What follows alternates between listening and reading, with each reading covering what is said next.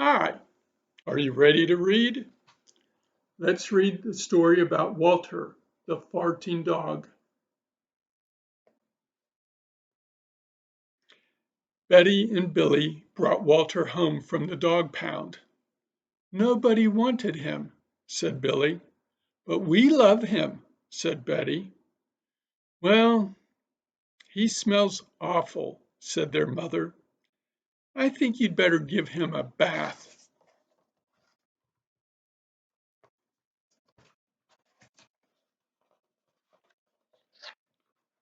So in this scene, you can see the kids are in the bathroom and they're giving Walter a bath. And Mom comes in. Mother walked in and said, "He still smells awful." And that's when they got their first clue, the telltale bubbles in the water. "He's probably just a little nervous," said Mother hopefully. "His stomach must be upset." But Walter's stomach wasn't upset. Walter's stomach was fine. He felt perfectly normal. He just farted a lot. He did it when he bathed. He did it when he played with Betty and Billy. He did it when he walked around the house. He did it in the dining room. He did it in the kitchen. And he did it in his sleep. See this picture? There's Dad in the bedroom, and there's the two kids and Walter. "That dog farts morning, noon, and night," said Father. "He can't help it, Daddy," said Betty and Billy. They didn't mind Walter's farts. "So what if he farts?" Billy said to Betty when they were alone in their room with Walter. Betty agreed. Walter agreed too. He sat there looking innocently around, farting. "Take him to the vet," said Father. So now they're in the vet's office. "Farting," said the vet, or rectal flatulence, as we say in the medical profession, and he prescribed a change in diet. They gave Walter every kind of dog food. He farted. They tried him on cat food. They gave him hot dogs, hamburgers, and lettuce and tomato sandwiches. They gave him fried chicken. They gave him rabbit food. They made him a vegetarian. "No matter what that dog eats, he turns it into farts," roared Father. Walter got the blame for everybody else's farts, too. If Uncle Irv let one slip, he just went and stood near Walter. Then all he had to say was, "Walter," and everyone would look at poor Walter. "He has to go back to the pound," said Father. "No, Daddy, please," begged Betty and Billy. "Don't send Walter away." "He goes tomorrow," said Father. They pleaded. Walter farted. It was all over. That night, Betty and Billy cried in their beds, and Walter looked at them unhappily. "Oh, Walter," said Betty, "you've got to stop farting." "Because Father is going to send you back to the pound tomorrow," said Billy.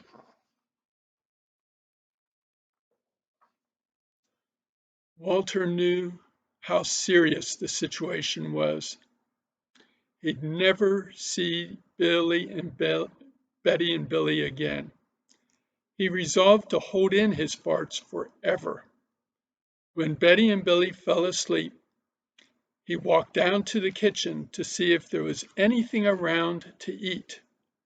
He managed to open the cupboard door with his nose and found the 25-pound bag of low-fart dog biscuits the vet had prescribed for him, which he had made him fart more. Even though he knew they made him fart more, he couldn't resist. He ate the entire bag. Very tasty, said Walter to himself. And then he went and lay down on the sofa. A gigantic gas bubble began to build inside him. This is going to be trouble, he said to himself nervously. He was afraid of what might happen if he let it go. He thought maybe the house would explode, so he kept it in.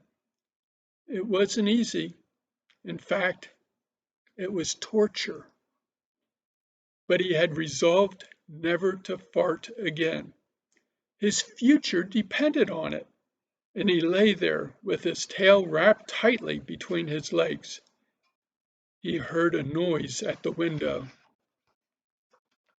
He watched it slowly open. A pair of burglars came through. They dropped silently into the kitchen.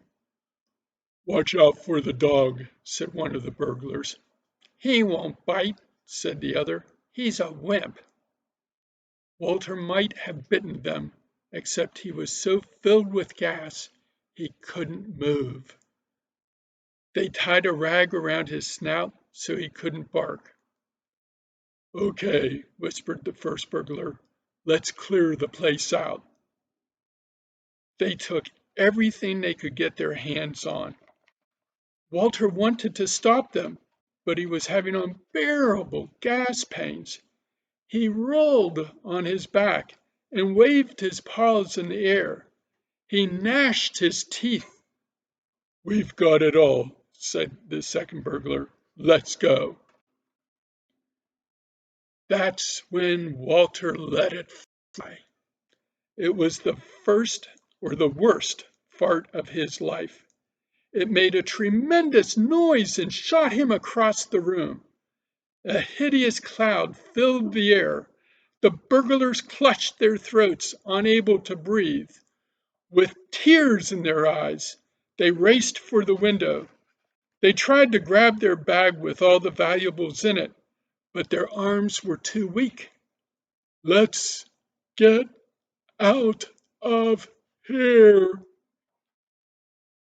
They jumped out the window and ran up the block, choking and gasping for air.